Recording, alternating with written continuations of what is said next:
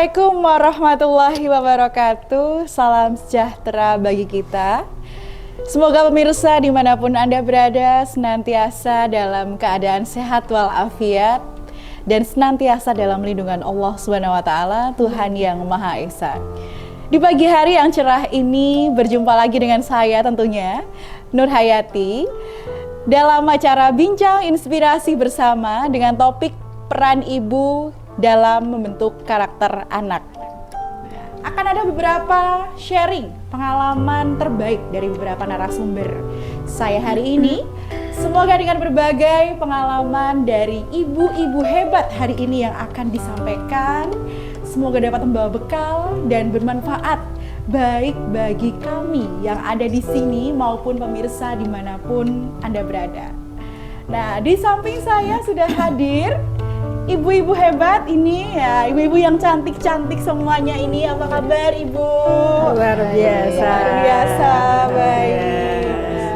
Ada pepatah mengatakan bahwa tak kenal maka tak sayang. Maka sebelumnya alangkah baiknya saya perkenalkan dulu satu persatu dari ibu-ibu cantik pagi hari ini. Dari ujung dulu pemirsa, kita sapa, beliau adalah Ibu Sri Lestari. Beliau adalah salah satu guru jurusan Desain Komunikasi Visual. Apa kabar Ibu? Selamat pagi. Bagaimana hari ini? Alhamdulillah sehat. Baik, langsung saja di sampingnya sudah hadir juga dengan Ibu Hartiem. Nah, beliau adalah salah satu guru bimbingan konseling di SMK Negeri 1 Jogonalan.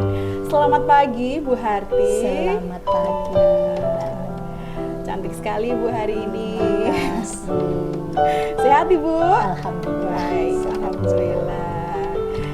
Di sampingnya sudah hadir ini Ibu Juwarni atau sangat familiar dengan sapaan Ibu Juju. Nah, apa kabar Ibu? Selamat pagi. Iya, pagi Bu. Di sampingnya langsung saja ini Ibu yang masih muda. Ibu salah satu guru bahasa Jawa di SMK Negeri 1 Jogonalan. Apa kabar Bu Galih? Luar biasa. Luar biasa juga. Semangat ya Bu ya. Semangat harus tetap. Yes. Baik, seperti yang sudah kita ketahui nih ya ibu-ibu. Jadi beberapa waktu yang lalu sudah beredar video yang menyita perhatian kita bersama, menyita perhatian masyarakat. Ada video tentang anak yang tega membunuh keluarganya, Ibu. Mari kita sama-sama simak Ibu ya, bareng-bareng ya.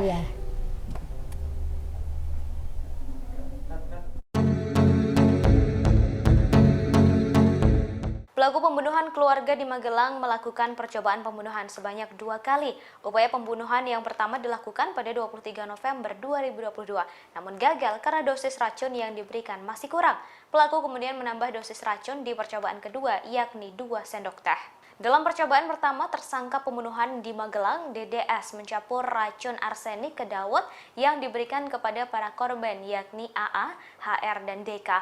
Karena gagal, pelaku kembali melakukan aksinya dengan menaruh racun di minuman teh dan es kopi pada Senin 28 November 2022. Pelaku menaruh racun sebanyak 2 sendok teh ke minuman yang diminum oleh para korban hingga akhirnya meninggal dunia. Diketahui DDS membeli racun arsenik secara online. Motif pembunuhan dipicu rasa sakit hati pelaku terhadap orang tua dan kakaknya. Awalnya pelaku mengaku sakit hati karena sang ayah pensiun. Sementara kebutuhan keluarga cukup tinggi dan AA menderita sakit. Untuk memenuhi kebutuhan keluarga, DDS pun dibebani untuk membantu perekonomian keluarga. Sedangkan kakak perempuannya yakni DK tidak dibebani. Hal itulah yang membuat pelaku sakit hati hingga merencanakan pembunuhan terhadap ketiganya.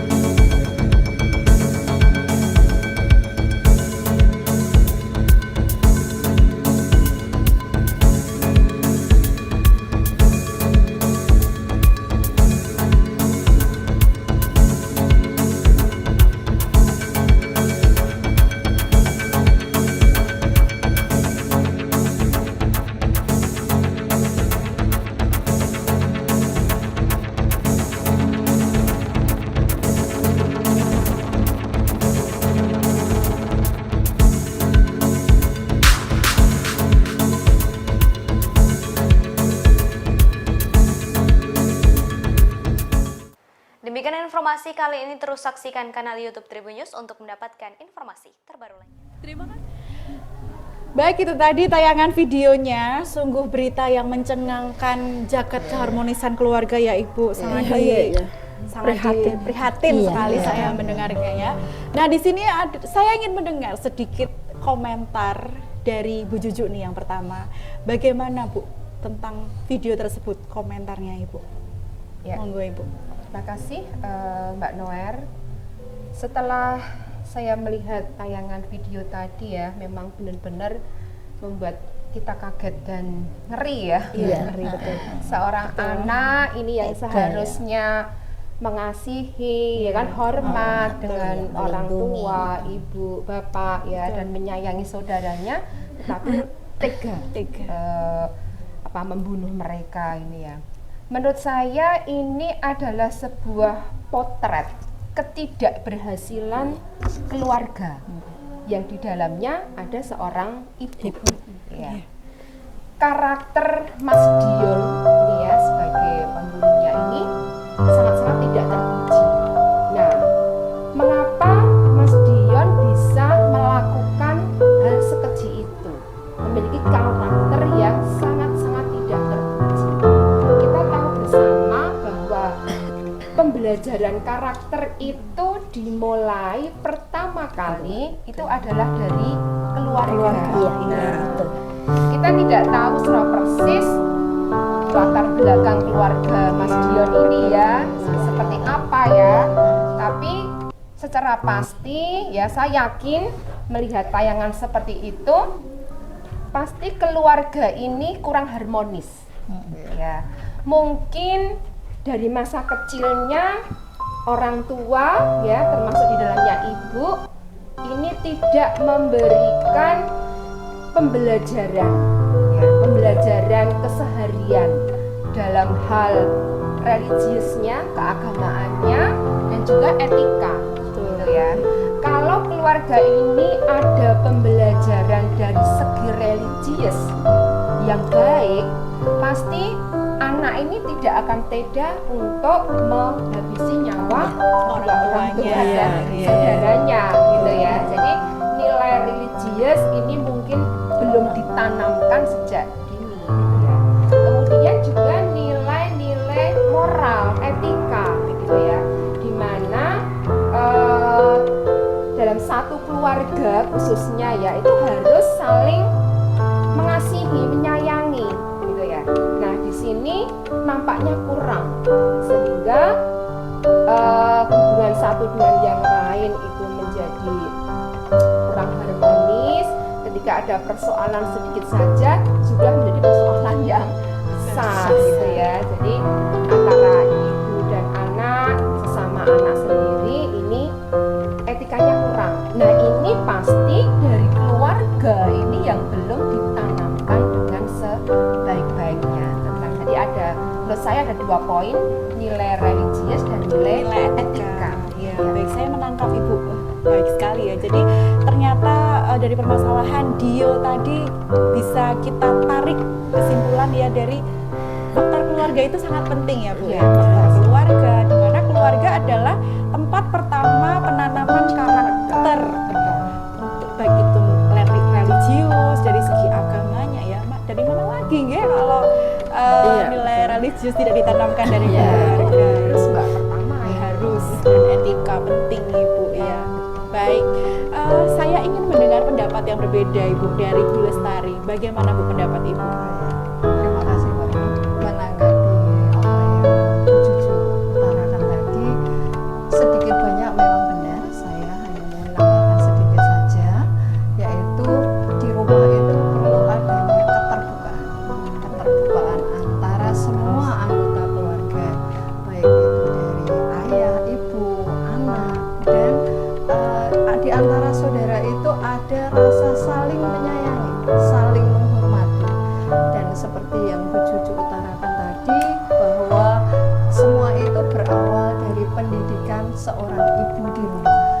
Semua bisa berjalan sesuai dengan keinginan, itu adalah bimbingan orang tua. Seperti itu. Iya, berarti juga di samping ada faktor keluarga yang tadi menanamkan nilai religius, etika, ternyata tidak lupa juga bahwa komunikasi harus senantiasa terjaga ya Ibu. Dan ini Mbak Run, belajar Bagaimana untuk itu? saling memaafkan. Iya, Itu juga betul, itu juga mengerti penting. ya, mengerti satu dengan yang lain. Apalagi anak yang tidak tunggal ya Ibu ya, jadi memang harus saling memahami antar satu saudara dengan saudara yang lain. Iya betul, baik. Nah, saya ingin mendengar sharing pengalaman dari Bu Galih ini sebelumnya ya, apalagi Bu Galih saya dengar memiliki 2 putra dan putri. Iya, luar biasa. Saya tahu pasti seru sekali ceritanya.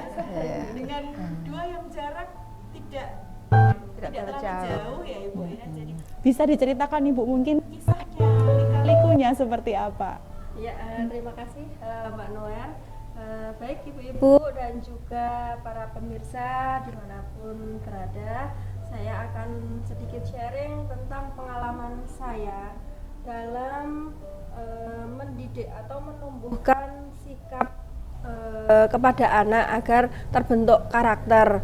Nah, kalau saya ini termasuk ibu-ibu yang sekarang, ibu-ibu masa sekarang, yaitu di era milenial digital ya. Jadi teknologi dan juga internet itu sangat berpengaruh sekali terhadap perkembangan karakter anak ya. Nah, jadi anak-anak di masa sekarang itu seperti masalah kita semua para ibu-ibu. Jadi kebanyakan anak-anak itu lebih senang bermain dengan gadget atau HP-nya. Entah itu bermain game ataupun melihat YouTube dan lain sebagainya.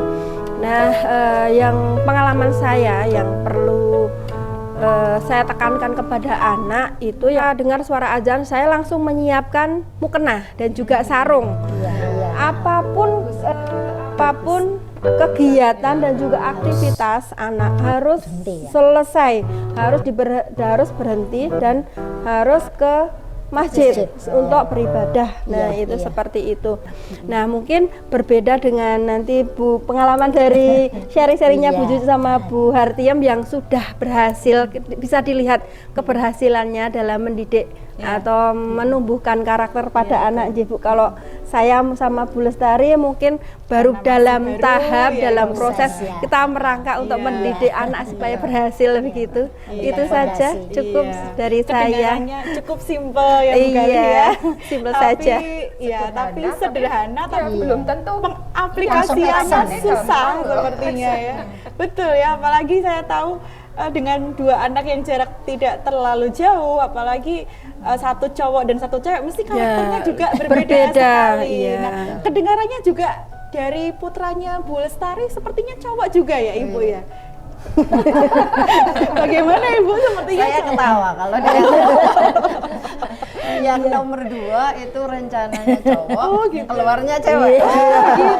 Iya, itu memang anak kami yang paling spesial sendiri di antara kakak dan adiknya. Nah, ini menarik ini karena spesial dan mungkin kurang sesuai dengan harapan yang orang tua harapkan. Sebenarnya bukan bermaksud untuk menolak rezeki dari Allah, tidak ya Ibu ya. Tapi mesti karena perbedaan ini ya, mungkin tadi Bu Les juga bilang agak unik seperti itu karakternya. Nah, mungkin dari sisi anak yang satu ini bagaimana Ibu, penanaman karakternya bagaimana?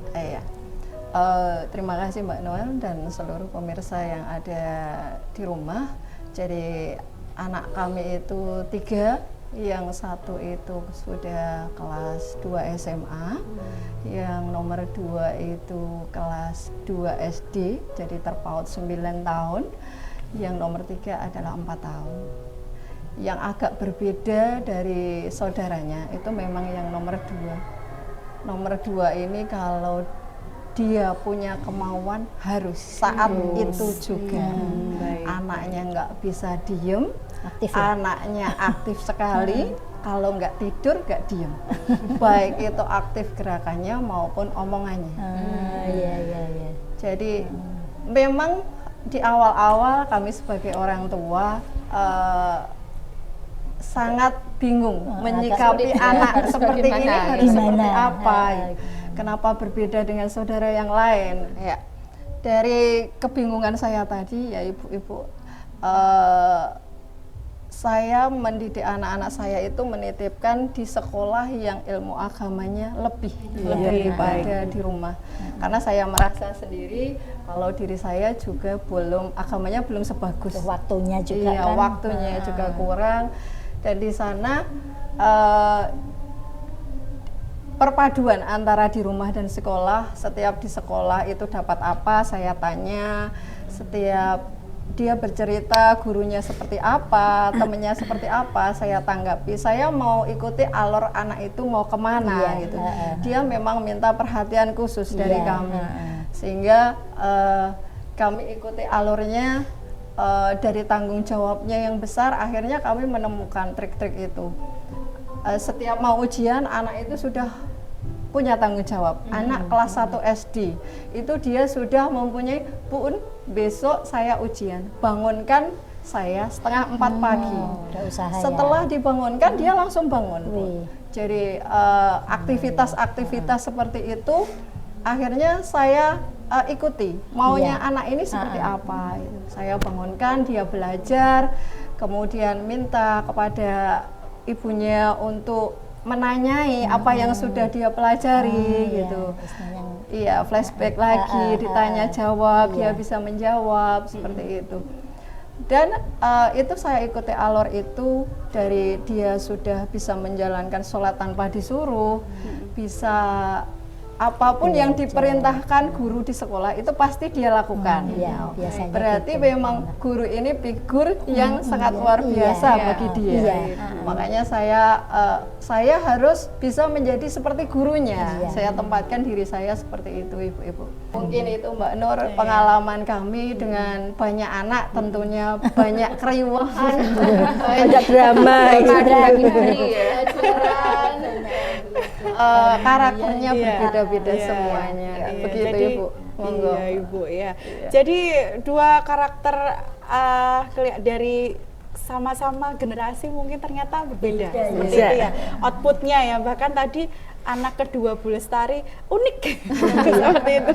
Berbeda dengan dua saudara yang lain. Nah, karena Bu Lestari dan Bu Gali ini adalah salah satu ibu hebat di zaman milenial digital, pemirsa.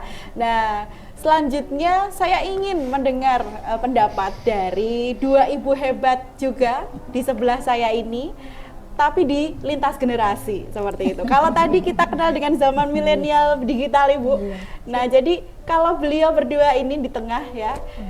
Dari zaman milenium, ada milenial digital, ada milenium, seperti Panji milenium saja, mengingatkan saya seperti itu. Bagaimana kiat-kiat ibu atau mungkin punya kisah dalam mendidik, membentuk karakter anak dalam generasi milenium seperti itu, Ibu?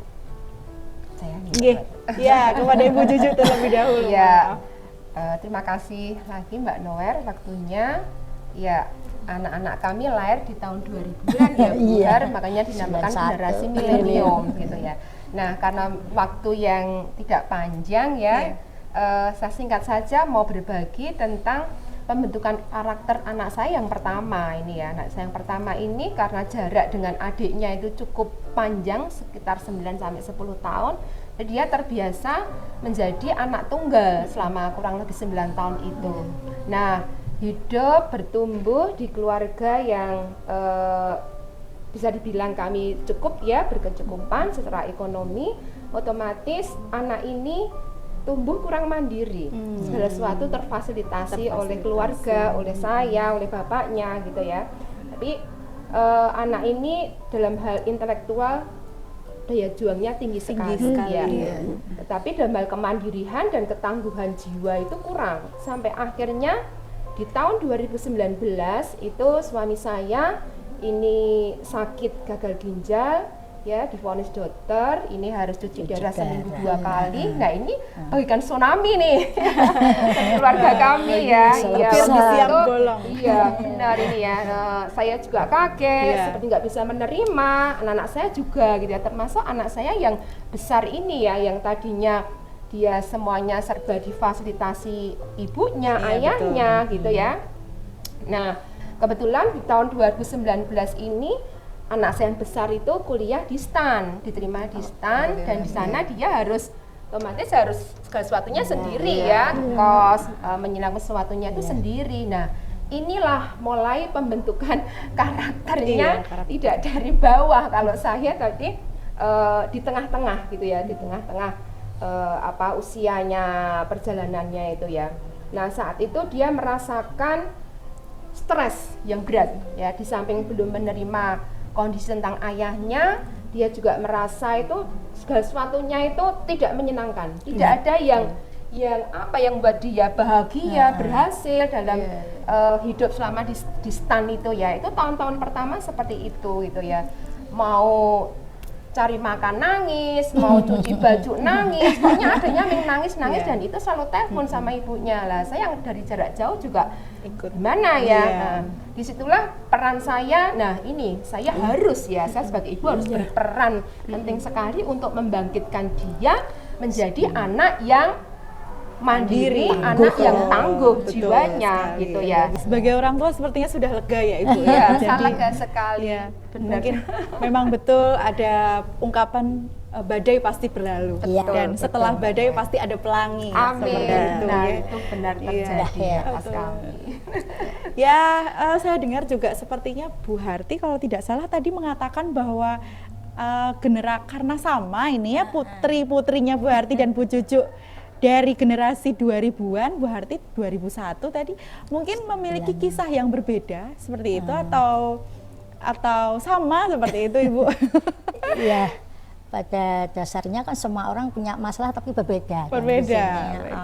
Kalau kami itu ditinjau dari intelektual ya Mbak, kesehatan mental dan intelektual.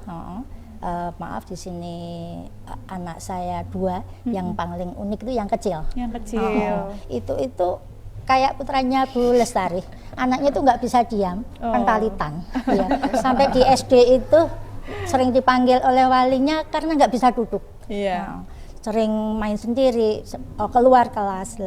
Dari situ kami sebagai orang tua terus berpikir anak ini seperti apa. Terus kami mendapatkan pendampingan, tanya tata tertib di sekolah seperti apa. Kami tanamkan pelan-pelan sekali. Kita ajarin menghargai orang, menghargai bapak ibu guru waktu mengajar, menghargai teman, tidak mengganggu teman. Nah di situ pelan sekali kita ajarkan, terus kita menanamkan kalau orang yang mentalnya sehat itu bisa menunjukkan produktivitasnya, istilahnya prestasinya. Seperti itu ya. Di sini walaupun putri kami itu 2, tapi kita tanamkan besok harus bisa berproduktif dan bisa menghasilkan. Itu ternyata dengan bimbingan-bimbingan yang sampai sekarang ini anak kami, putri kami yang pertama ini sekarang sudah sebagai apoteker di rumah sakit. Yang kedua yang kecil yang punya keunikan ya, itu juga dari STAN, dari Sama STAN ya, Ibu, iya ya. sama Bu Cucu. Ini sekarang anak itu sudah di Kementerian BUMN dan sudah menikah semua. Saya sudah punya cucu 2. Luar biasa ya. Jadi bisa saya tarik kesimpulan bahwa sharing rame-rame kita hari ini ya ini membicarakan tentang faktor-faktor bagaimana peran ibu atau dari pengaplikasian sehari-hari peran ibu dalam membentuk karakter anak, diantaranya dimulai dari faktor keluarga terlebih dahulu. Itu penting ya Ibu ya, bahwa keluarga itu menanamkan religiusitas, etika, norma, adab, sopan santun seperti itu, dan kemudian ada keterbukaan, komunikasi bahwa itu harus terbuka. Kemudian Bu Cucu juga tadi mengatakan saling memaafkan sesama saudara, ada seperti ikatan. itu. Iya, kemudian ada lagi tentang pembiasaan-pembiasaan sederhana yang dilakukan, kemudian tentang ketangguhan mental, daya juang yang Daya juang tinggi ditanamkan juga.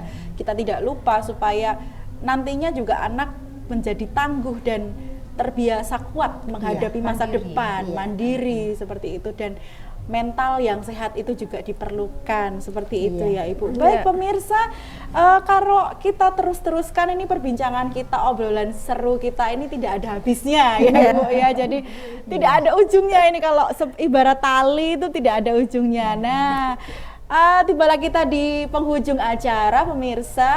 Mau tidak mau kita akan berpisah di sini ya Ibu. Nanti mungkin kita akan menyambung lagi di perbincangan selanjutnya, tentu saja dengan topik yang berbeda dan menarik tentunya. Nah, sampai di sini dulu pemirsa dan ibu-ibu sekalian, terima kasih sudah hadir. Terima kasih sudah berkenan menjadi narasumber saya pagi hari ini. Semoga senantiasa sehat Ibu. Amin. Dan semoga senantiasa bahagia selalu bersama keluarga. Biasa ya. Dan semoga apa yang ibu-ibu bagi sampaikan kepada pemirsa tentunya pada pagi hari ini semoga bermanfaat untuk siapapun yang menyaksikan seperti itu ya Ibu. Untuk sekarang akhir kata pemirsa, kami akhiri perjumpaan kita kali ini, acara sharing rame-rame kita hari ini. Terima kasih atas partisipasinya, sudah menonton dan menyaksikan. Sampai jumpa minggu depan. Terima kasih. Wassalamualaikum warahmatullahi wabarakatuh. Waalaikumsalam. Sedikit ada nyanyian Bunda, Ibu, untuk kita persembahkan untuk bunda-bunda yang ada di samping saya ini dan bunda-bunda di seluruh bunda dimanapun bunda berada. Buka album biru penuh debu dan usang, ku pandangi semua gambar diri kecil bersih belum ternoda, pikirku pun melayang dahulu penuh kasih, teringat semua cerita orang tentang riwayatku,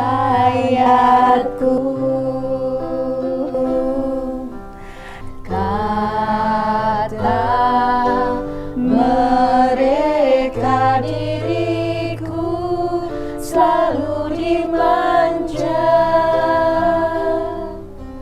kata